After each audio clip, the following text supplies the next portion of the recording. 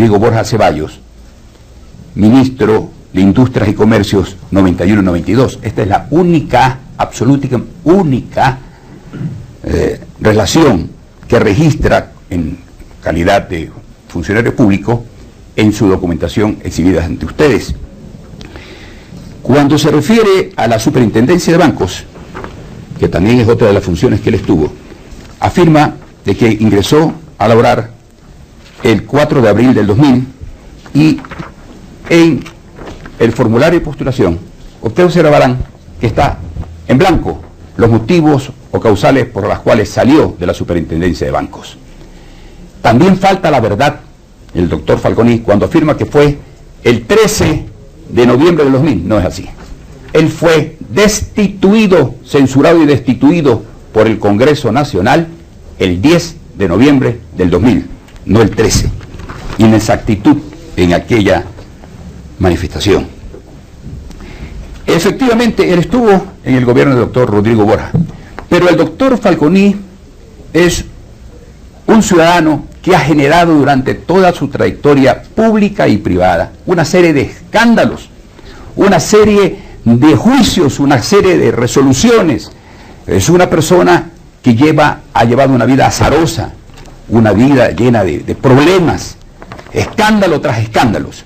Ya en 1992, cuando participó como miembro y como ministro del gobierno del doctor Rodrigo Borja, conforme ya lo dejé señalado, este gobierno decidió comprar 9 locomotoras francesas a la compañía Head Alstom. La compañía Head Alstom fue representada aquí en el país por el estudio jurídico del doctor Miguel y Juan Falconi Puy. Los dos eran miembros del estudio del staff jurídico, que fueron la firma que patrocinó a las compañías francesas Head Alstom en la venta de estas 9 locomotoras que le costaron al Estado ecuatoriano 169 millones de francos, una pérdida de Estado de aproximadamente 105 millones de dólares, y todo esto quedó en la impunidad. ¿Esto es honestidad? ¿Esto es probidad? No, pero sí fue un público y notorio escándalo nacional. Tampoco nos indica en sus registros que en el mes de febrero de 1997 Juan Falconi Puy actúa como golpista. Aquí está la foto con doña Rosalía Arteaga en el famoso 6 de febrero, el día de los 3 presidentes, cuando Rosalía Arteaga anunciaba al país que era la sucesora del destituido presidente constitucional Abdalá Bucaram Ortiz por un golpe de Estado que fue reconocido por el señor economista Rafael Correa en alguna de sus intervenciones sabatinas. Fue un golpe de Estado. Y aquí atrás de ella aparece Juan Falconi Puy. En el listado de los funcionarios que llevaría Rosalía Arteaga al poder, estaba el señor doctor Juan Falconi Puy como secretario general de la Administración Pública. Para Falconi esto no fue un gobierno de facto, ya veremos lo que es un gobierno de facto, pero esto sí fue un público y notorio escándalo nacional. Ya estamos en el segundo. Hablamos de la fusión Progreso-Cofiep. Progreso era un banco ilíquido, un banco que estaba prácticamente quebrado, de Fernando Azpiazu, y decide fusionarse con Cofiep, donde el señor Falconi era minoritario accionista, como lo eran también a través de la empresa Hausner Trading, lo era la familia política del señor Juan Falconi Puy. Me refiero a los señores Avellán Arteta. También el señor Falconi era accionista de la compañía Hausner Trading en el exterior. Aquí están los cheques que le gira el señor Fernando Azpiazu a la compañía Hausner Trading de la familia Avellán Arteta. En total le giran 38 millones de dólares en una fusión que no fue jamás publicitada, sino llevada en un documento privado entre Fernando Azpiazu y la familia Avellán Arteta. Estos cheques, aquí está el reverso de los cheques, fueron inmediatamente depositados por la Hausner Trading y los enviaron al exterior. 38 millones de dólares que les entregaron a la familia Avellán Arteta por parte del señor Fernando Azpiazu Seminario. Y fíjese usted cómo se da cronológicamente los hechos. El último cheque que le entregan el señor Fernando Azpiazu Seminario a la compañía Hausner Trading fue el 18 de febrero de 1999, donde recibe $1 millón de dólares. Fue el último desembolso hecho por el Banco del Progreso a Housing Trading Sociedad Anónima. El 3 de marzo, el Banco Central del Ecuador le concede al Banco del Progreso un préstamo de liquidez de $68 millones. En 24 horas se lo da. El 8 de marzo de 1999, poquitos días después, el gobierno del señor doctor Yamil Maguad, con la intervención también del señor presidente del CONAN en ese entonces, el señor Álvaro Guerrero Ferber, ex director, ex gerente general del Banco de la Provisora y ex presidente de la Asociación de Bancos Privados del Ecuador, y abogado de Álvaro Guerrero Ferber, el señor doctor Juan Falconi Puy, cuando éste desempeñaba las funciones en el CONAN, y luego también cuando desempeñó las funciones en la Previsora. El gobierno dispone el feriado bancario, la mayor incautación, como dice el economista Rafael Correa Delgado, de los dineros de los ecuatorianos, la mayor incautación que ha sucedido en el mundo entero.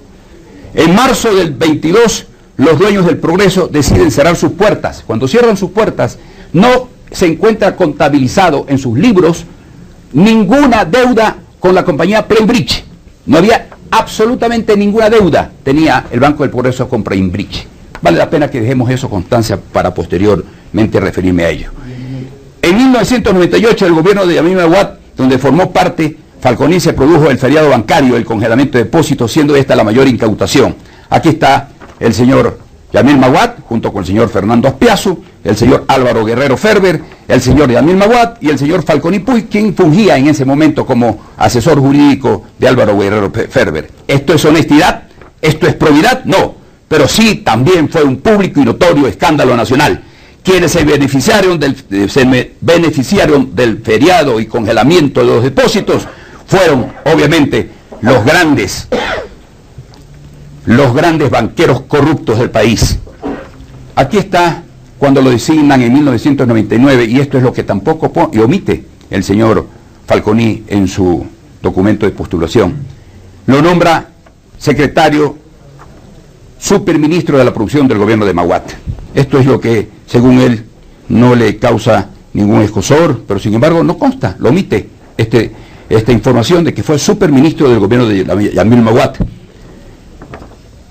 Se formula en 1999 otro escándalo nacional, donde Falconi Puy es la figura central.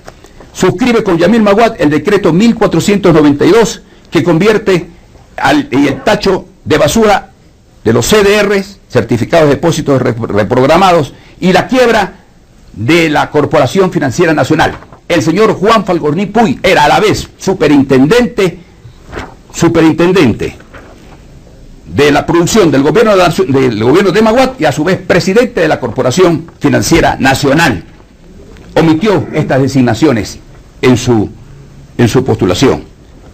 Y como presidente de la Corporación Financiera Nacional y a su vez pues un hombre de gran prestigio en el gobierno de Maguad como superintendente de ese gobierno, ¿no?, generaron graves y millonarios perjuicios a los ahorristas ecuatorianos, privilegiando a banqueros corruptos y a los empresarios para que pudieran pagar sus deudas en la mitad de su valor a costa del ahorro de todos los ecuatorianos. ¿Esto es honestidad? ¿Esto es probidad? No. Pero esto sí fue un gran negociado y un notorio escándalo nacional que quebró a la Corporación Financiera Nacional. Esto también fue omitido por el señor Maguad, el señor Falconi Puy. En Plainbridge, nada nos ha dicho en Plainbridge. Habría que preguntarle si en efecto la hija del señor Falconi Puy fue la representante legal de Plainbridge, la señorita Priscila Falconi Avellán. Y a través de un acto propio de un mago, o que saca de un sombrero del mago sacan conejos, así el Banco del Progreso, sin ser deudor o deudora del Banco del Progreso, le da $1 millón en certificados de depósitos reprogramados a la compañía Plainbridge, propiedad, esa compañía familiar del señor Juan Falconi Puy, conforme así lo ha señalado.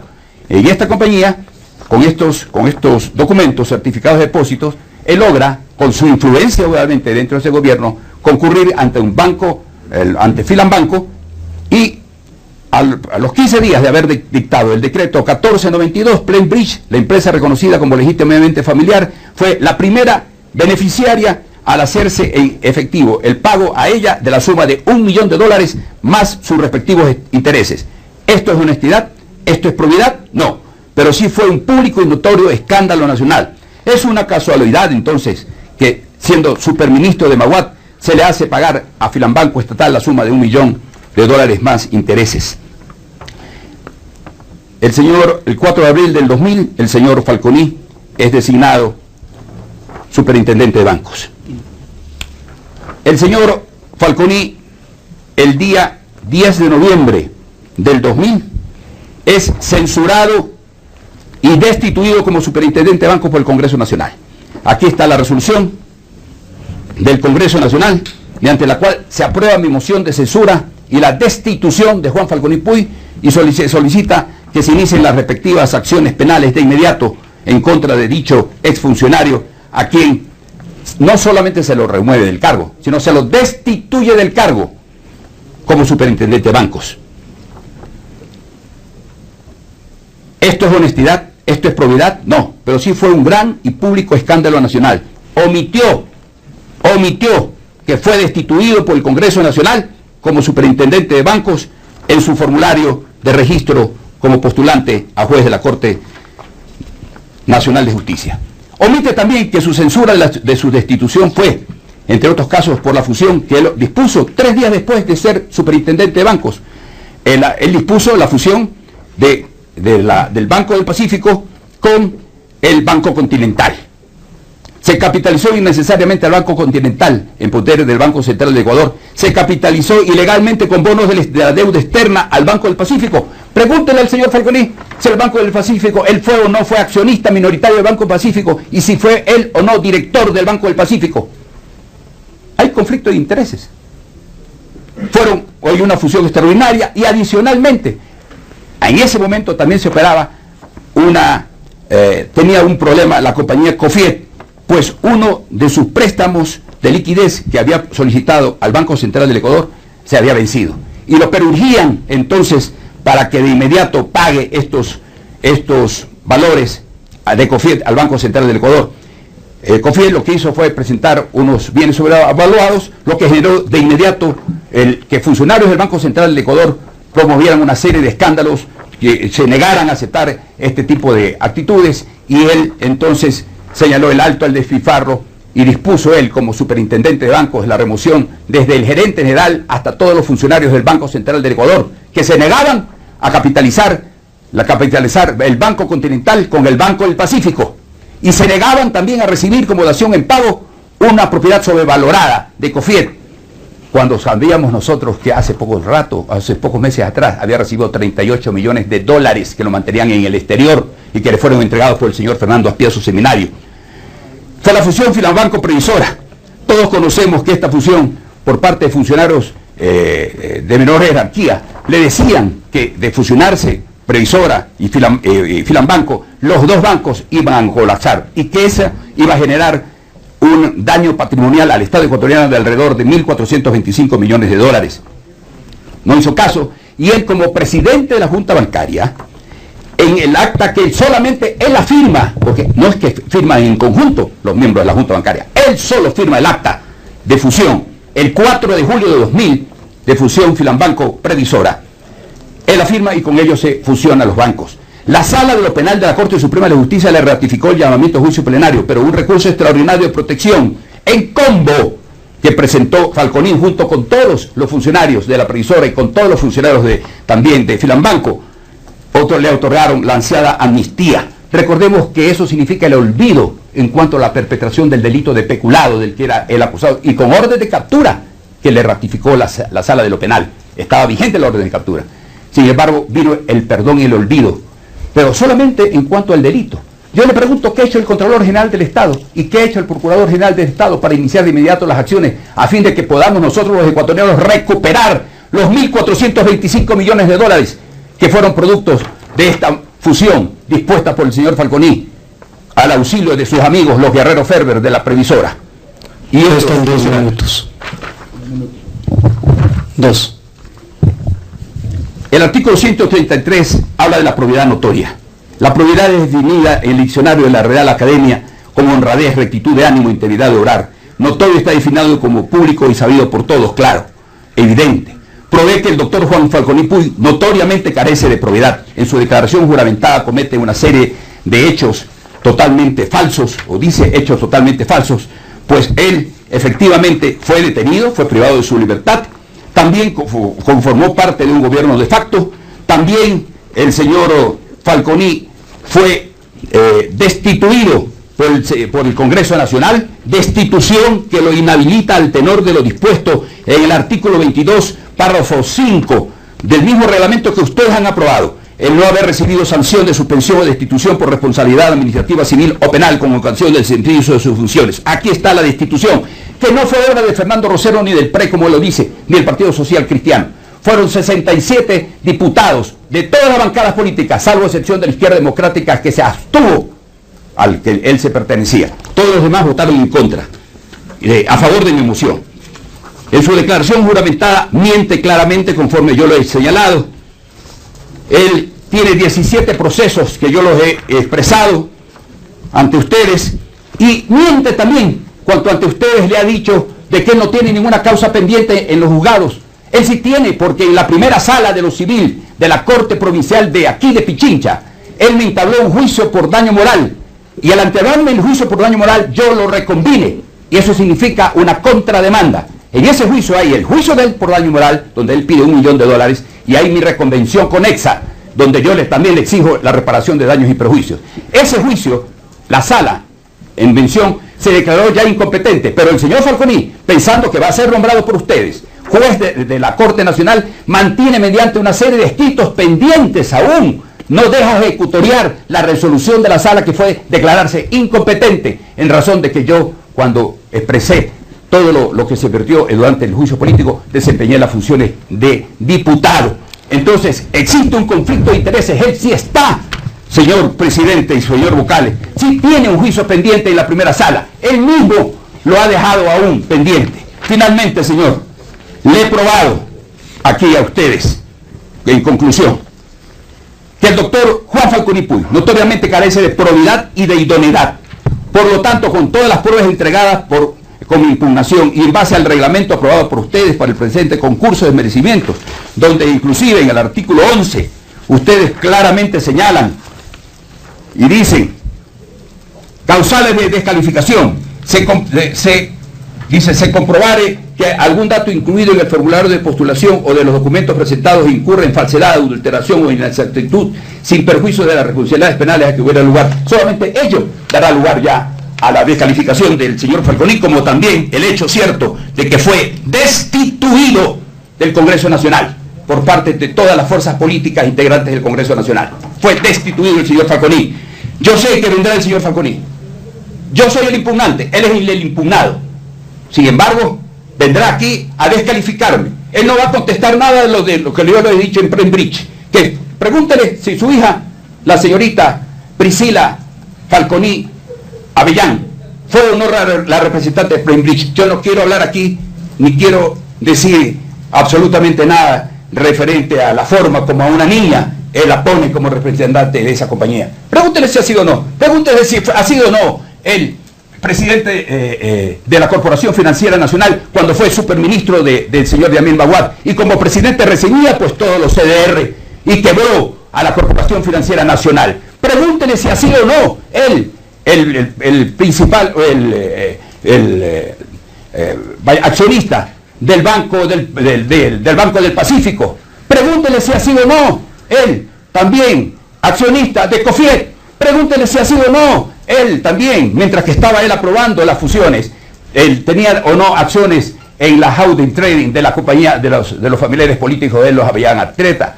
Que venga a decirnos esto, que no venga a injuriar, porque un juez, como él bien lo señala, y lo dice Sócrates, lo dice el señor Falconi, tiene que tener serenidad y ponderación. Un juez tiene que tener idoneidad y probidad pública. El señor Juan Falconi Puy ha llevado una vida azarosa, llena de escándalos, uno tras otros, escándalos que han conmocionado tremendamente a la nación, y que fue por ello que el Congreso Nacional, no por el PRE, no por el Partido Social Cristiano, votaron los socialistas, votaron Pachacuti, votaron el MPD, votaron todas las fuerzas políticas, a excepción de la izquierda democrática que se abstuvo. Así que no me venga a decir de que solamente fue el PRE y que fue el Partido Social Cristiano. Él fue destituido por el Congreso Nacional. Y si nosotros hacemos valer su propio reglamento, el que ustedes elaboraron en el artículo 22, numeral 5, el solo hecho de la destitución de él como superintendente de bancos lo incapacita, lo inhabilita para que pueda ser el juez de la Corte Nacional de Justicia. Hasta ahí mi intervención, señor presidente. Gracias, doctor Rosero. ¿Preguntas? No. Yo tampoco tengo preguntas. En todo caso, lo que le puedo mencionar es que los dos procesos, el de impugnación, la audiencia de impugnación se realiza en esta sala, y el proceso de descalificación lo realiza el director general de la institución, y un proceso que también tiene su línea y está avanzando. Muchas gracias por su comparecencia. Gracias, señor presidente. Al señor Falconi se le dieron 47 minutos. Yo en el Congreso Nacional, con todo respeto, yo hablé 2 horas y media en el juicio de él. Y en 2 horas y media pude probar ante todos los diputados presentes de las incorrecciones del señor Falconi Puig. Aquí he tenido escasamente 20 minutos para hacer de mi exposición algo que a ustedes lo lleven a conformar una corte, porque la aspira todo el pueblo ecuatoriano. Yo lo aspiro, como abogado que soy, en ejercicio de mi profesión. Yo aspiro que ustedes conformen una corte nacional, que es la máxima entidad judicial del país, de jueces probos, de jueces que tengan un vocabulario ponderado, no que vengan con injurias, con calumnias, con lenguajes procaces, propias de un palurdo. No. Queremos nosotros jueces que realmente vengan a administrar justicia sin odio, sin rencores, que no vivan como él ha vivido permanentemente. Aquí tengo yo 12 años de persecución judicial del señor Falconi, que me permita a ustedes entregarle. Esto es hecho hace algún tiempo atrás, y ustedes con la sola lectura van a ver cómo el señor Falconi lo que ha hecho de su vida es perseguir a los que consideran sus enemigos o sus detractores personales. En lo personal, para mí, una vez que terminó el juicio político, terminó también cualquier otra actitud con el señor Falconi. Hoy vengo porque usted me convocó en la prensa nacional, y hoy vengo para pedirle aquí a ustedes de que no nombren a una persona que no tiene ni idoneidad, ni tampoco tiene una probidad pública notoria como juez de la Corte Nacional de Justicia. Gracias, señor presidente. Gracias. Termina la audiencia. Muchas gracias. Aspiro que hagan cumplir el numeral 3 de su propio instructivo e impidan que el señor Falconi venga a descalificarme, a injuriarme, a calumniarme, sino que respondan a los cuestionamientos que yo les he formulado en esta diligencia. Gracias, señores. Muy gentil. Gracias, señor presidente. Gracias, señor vocal.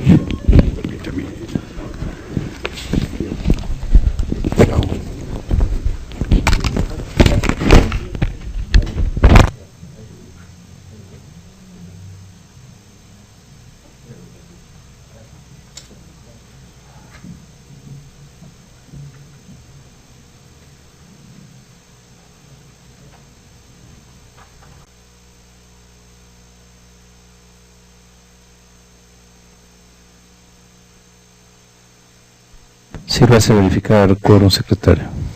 Señor presidente, estando presentes 2 de los 3 vocales del Pleno del Consejo de la Judicatura, existe el quórum reglamentario para continuar con la audiencia dentro del expediente PI 002. Se encuentra presente el impugnado, el doctor Juan Falconi Puig, quien cuenta con hasta 20 minutos para realizar su intervención. Puede empezar.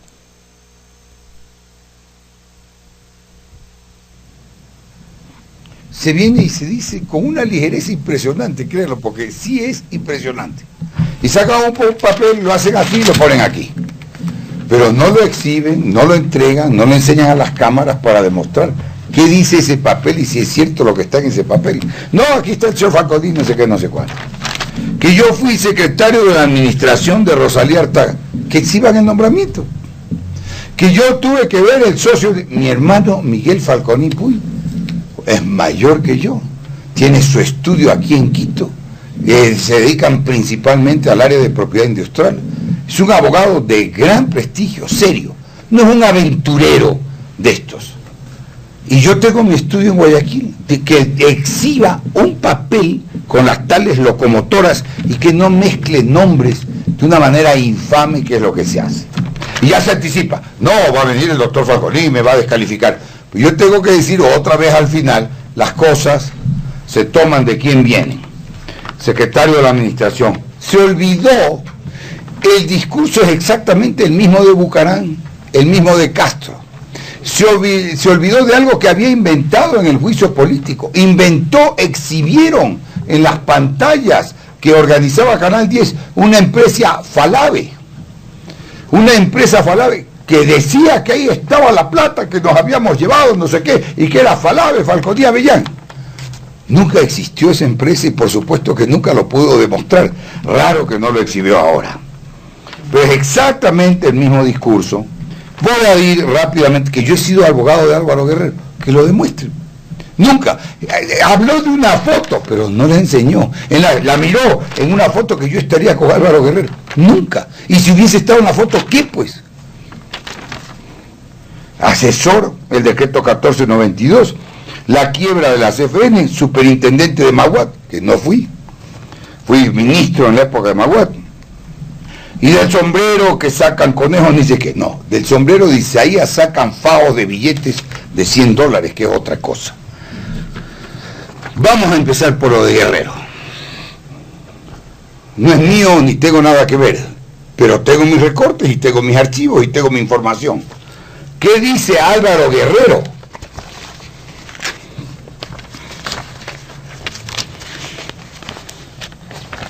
En un vil acto de corrupción, difamar a personas e instituciones. Peor todavía cuando alguien que se escuda en la inmunidad parlamentaria, para los que son campeones, para cometer ese delito. Y más grave aún cuando se hace de la difamación un negocio. Eso le dijo Álvaro Guerrero a él. El problema se dice en 1994, cuando el abogado Leonidas Druet y el doctor Tal Romero intentaron apropiarse mediante una compañía panameña fantasma, Twin Falls, de una creencia de alrededor de $1 millón que ilegítimamente le pertenecía al Banco La Previsora. En otros casos habían logrado apropiarse de los fondos de por lo menos cobrar jugosas comisiones a través de una compañía Credinca, pero como no lo consiguieron con el Banco La Previsora, juraron vengarse de la institución y de sus funcionarios. Esto lo dice en el periódico. Después, en esos juicios amañados, sin citar a la hermana Guerrero, ahí sí le fraguó un juicio a espaldas, sin citarla, le consiguieron una sentencia condenatoria que no la pudo ejecutar. La citó en Quito, en un juicio de Quito, cuando la señora tiene su domicilio en Guayaquil. Pues no me da el tiempo para todo eso. Quien como contralor llamaba a las instituciones para exigirle jugosos contratos de publicidad para su radio, se refiere a Rosero.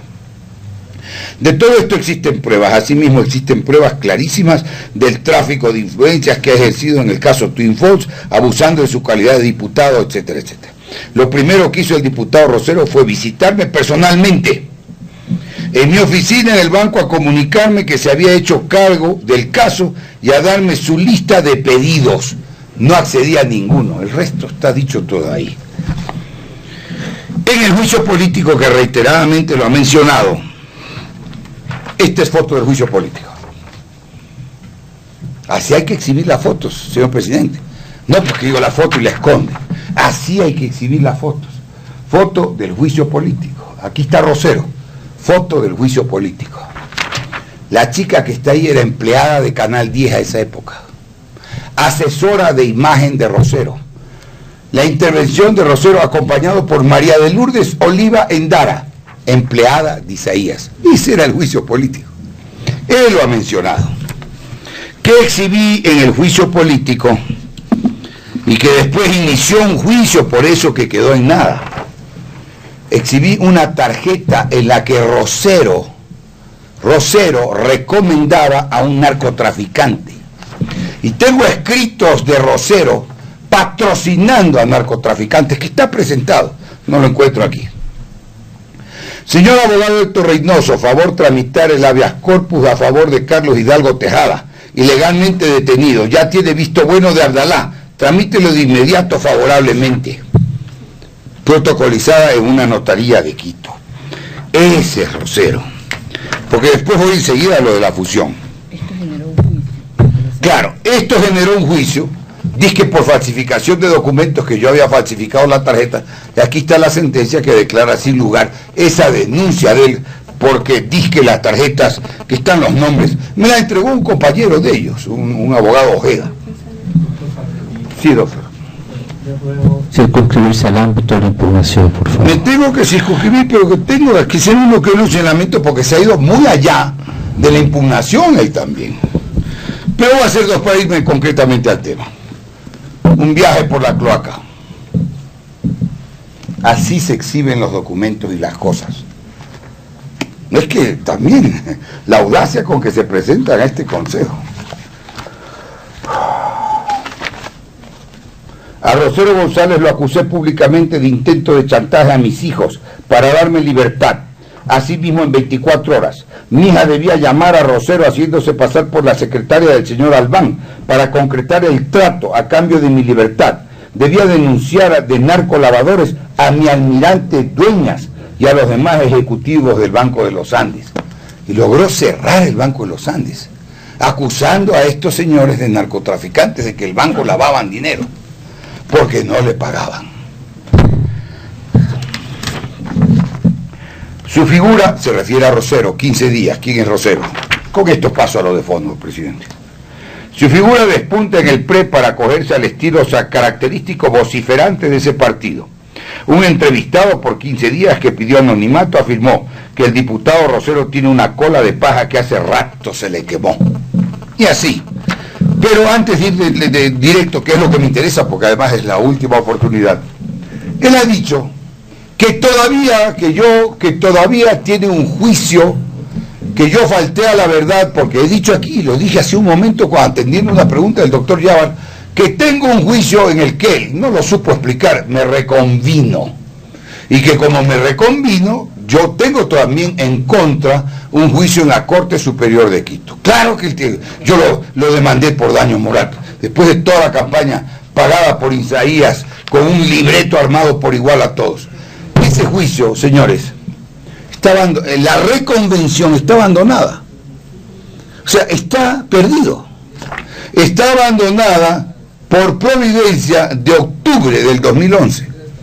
De manera que la tal reconvención que él invoca para decir que él tiene un juicio en contra mío por la reconvención, que no la supo explicar como reconvención, está abandonada.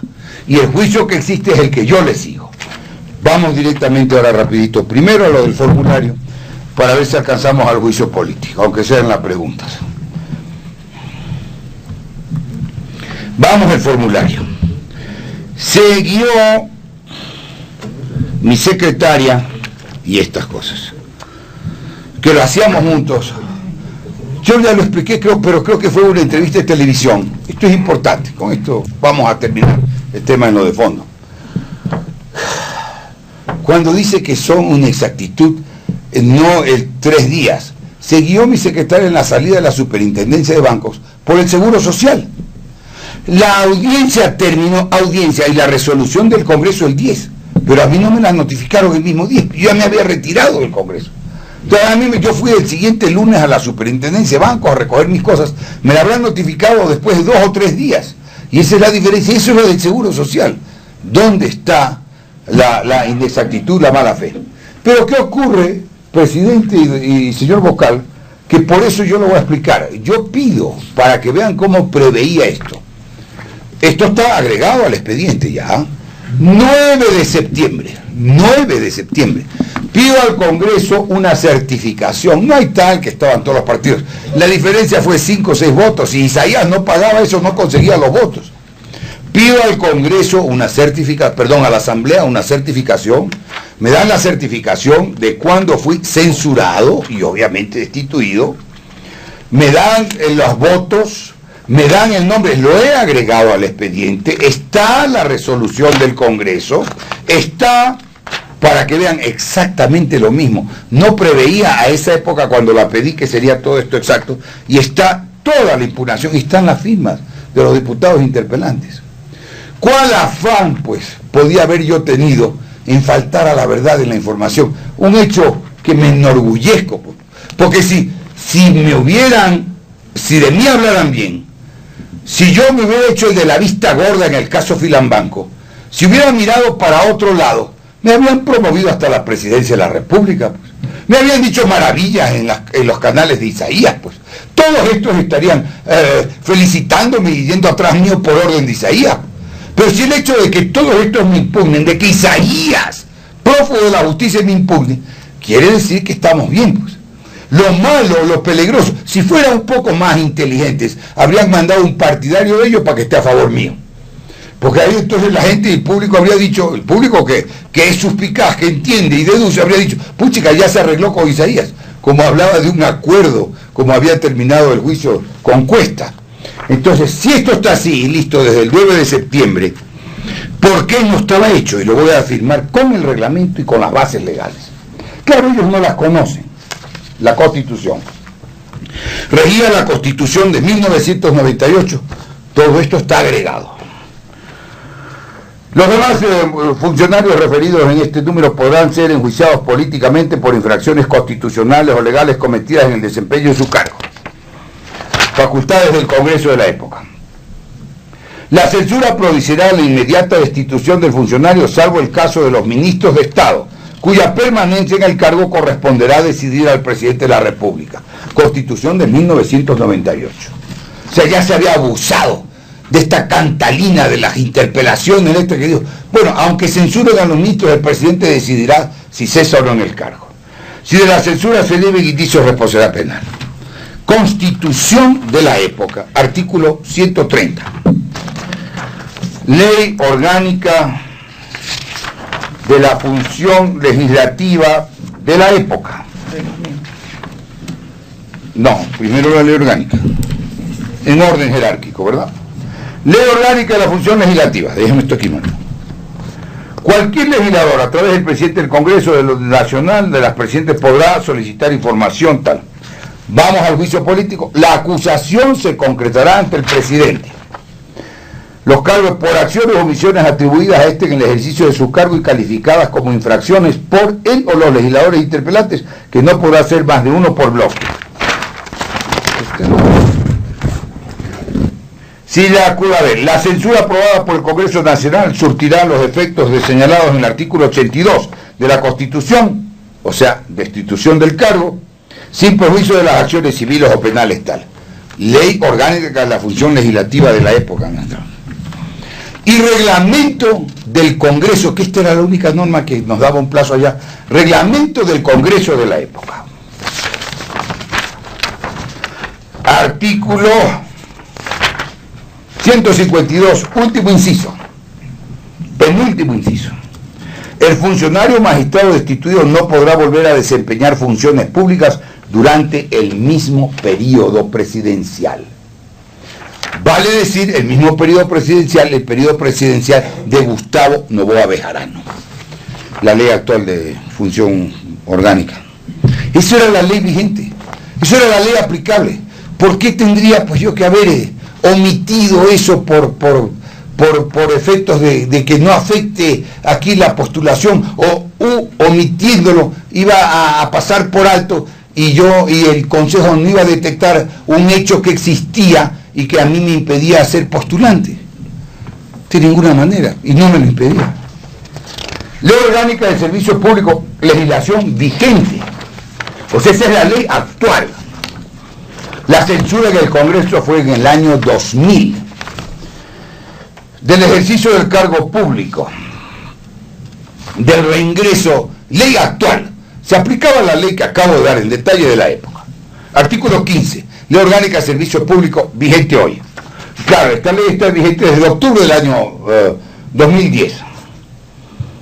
La servidora o servidor público legalmente destituido no podrá reingresar al sector público en un periodo de 2 años, contados desde la fecha de su destitución, pero su reingreso no podrá darse a la institución del Estado de la que fue destituido. O sea, la legislación actual dice 2 años. Yo fui censurado y destituido por el Congreso el año 2000. Con las reglas de esa época decía el mismo periodo presidencial. Si aplicamos la legislación actual a esa época, serían 2 años. ¿Qué me impedía? El alegato.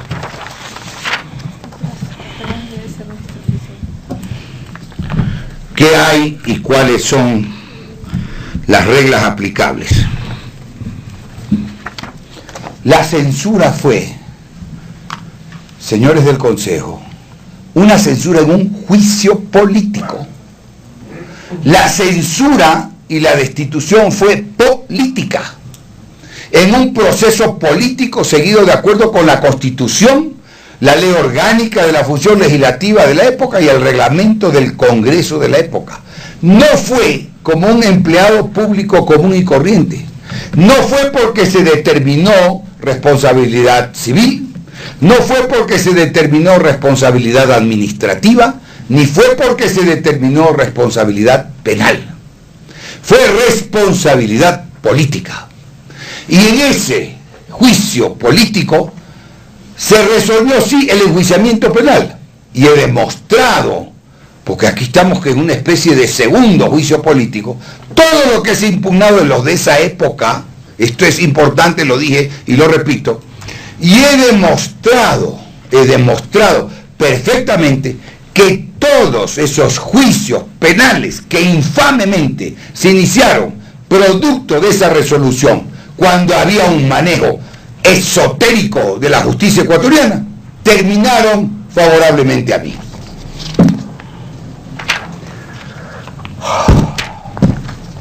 La única limitación estaba, lo he dicho, temporal. El expresidente de la República, Rodrigo Borja, no yo, dice a propósito de la responsabilidad en el juicio político. Y no lo dice pues verbalmente, lo dice en una obra célebre, la Enciclopedia de la Política, de varias ediciones ya, publicada en el extranjero. Las penas imputables son la destitución del cargo, que puede ir, se refiere a la responsabilidad política, acompañada de la inhabilitación para ocupar cargos de honor, de confianza o de provecho del gobierno. Sin menoscabo de estas sanciones que corresponden a su responsabilidad política, el funcionario culpable quedará sujeto al enjuiciamiento, condena o castigo de los tribunales ordinarios de justicia por los delitos comunes que hubiere cometido con ocasión del mando. Quedan 2 minutos. ¿Y cuál he cometido yo? Están todas las sentencias. El juicio político obedece a formalidades. Las penas imputables son la destitución del cargo, la inhabilitación temporal, etc. ¿Qué dice el Consejo? Para efectos de ese tema, y analizo rápidamente, presidente, doctor Yavar, cada uno. Artículo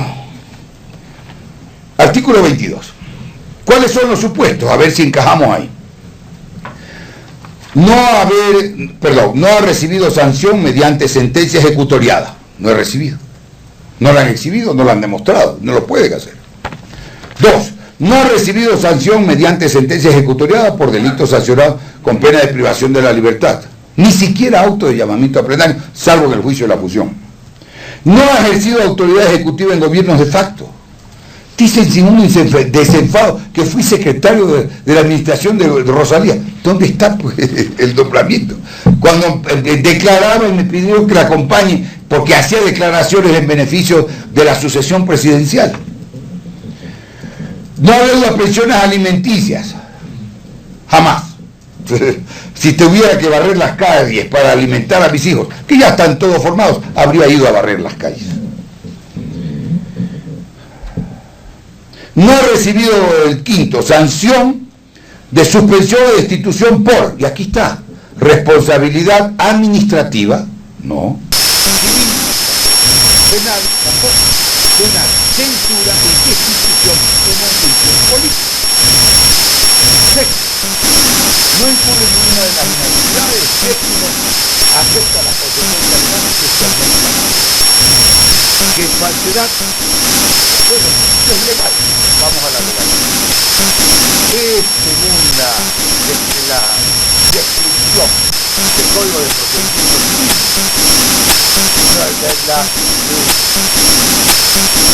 ¿Qué es falsedad? Un documento que ha sido contrahecho en la escritura o en la ejecución, que se han suprimido, alterado, añadido cláusulas o palabras de legado. Eso ocurre en el ¿qué es adulteración? Tampoco existe adulteración en ninguno de los documentos que se trabajan bien formularios. Un adulterado el formulario. una vez tanto que tienen copia y la han repartido en el mercado como abonados. ¿Qué inactitud? Esta posición, juicio político. Censura en el juicio político, no una censura administrativa. Estas interpretaciones tampoco están en absoluto la realidad de la declaración jurada por la presentada, puesto que cada uno de los literatos que analizan el artículo 22 demuestra que no hay ninguna alteración total. Yo podría, y si me hacen una pregunta, espero que me la hagan honesta, para que no la fusión del juicio penal, inclusive explicar lo de la mentira, con eso habría terminado totalmente mi jornada. Y antes de eso, para invitar al presidente a que me hagan una pregunta que me permita explicar. Déjenme remitirme a Marx, una expresión que no es mía, no es acolación, como decía Bucaramanga, es acolación. Es triste no tener amigos, pero es más triste no tener enemigos, porque quien enemigo tenga, enseña de que no tiene ni talento que razón, ni valor tenido, ni carácter que se imponga, ni honra que se murmure, ni cosa buena que se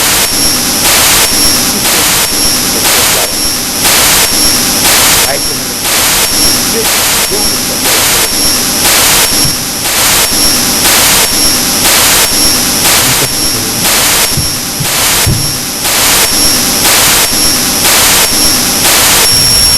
Doctor Falconi, ¿fue usted o no culpable como se le imputa el impugnante? Perfecto, doctor Yabar. Présteme la fusión. No solo que la CFN hasta ahora no ha quebrado. ¿Cuándo quebró la CFN? No sé si alguien, para que vea el tamaño de las cosas que se dicen con una ligereza.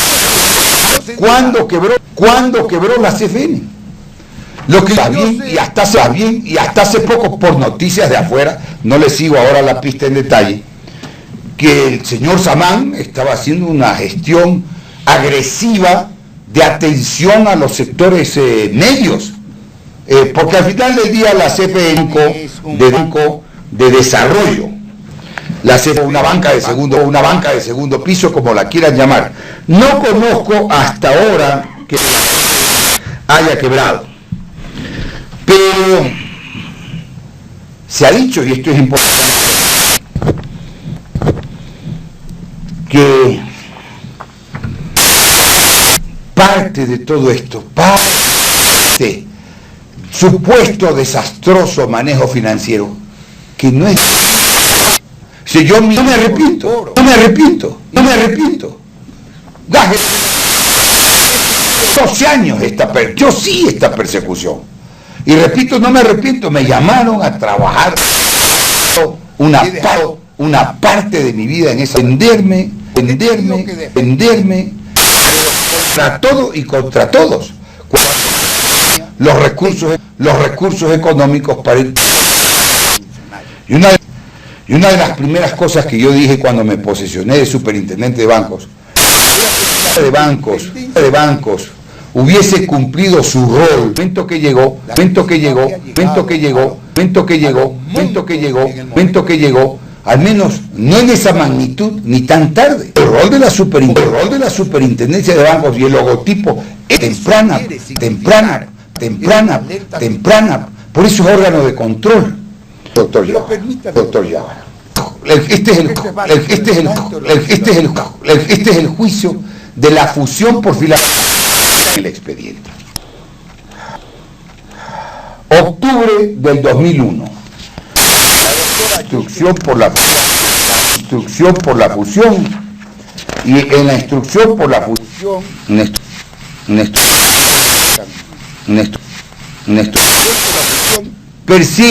persigue dos supuestas infracciones.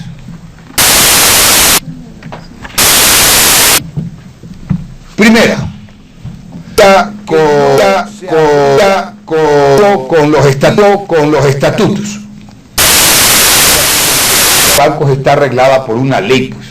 Esa es una que está en el Código Penal. Está por el capítulo de la estafa.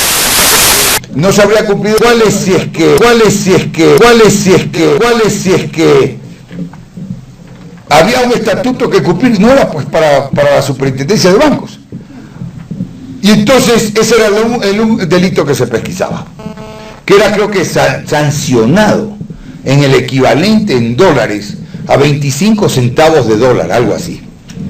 Y el otro, no haber cumplido con agilidad informes o algo de este tipo. De manera que si yo pagaba a esa época, lo que es pelear y luchar por principios, si yo pagaba 25 centavos de dólar, terminaba el juicio de la fusión, que se seguía en mi contra. La época del dictamen de la doctora Yepes, y aquí están los informes de los que se dice, ese es el dictamen, lo que no había cumplido eran unos informes de compañías especializadas, ING Baring, McKinsey y otras más, y aquí están todas las referencias de que esos informes no fueron nunca dirigidos a Juan Falconi como superintendente de bancos, y ni siquiera la mayoría de 3 o 4 informes en la época que yo era superintendente de bancos. A la época